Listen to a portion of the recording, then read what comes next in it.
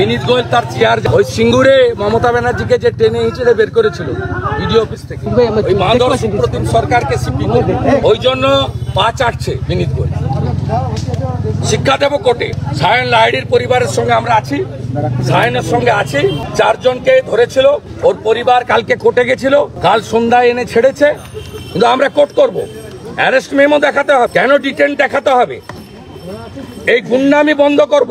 আমাদের 132 জন অ্যারেস্ট হয়েছে, কোর্টে ফরওয়ার্ড করেছে। প্রস্তুত থাকুন, একদিনে 3টে অভিযান হবে। কারা করবে জেনে যাবেন, কবে করবে জেনে যাবেন। নবান্ন, লালবাজার, কালীঘাট, একদিনে। দফা 1 দাবি 1, দফা 1 দাবি 1, দফা 1 দাবি 1, দফা 1 দাবি 1।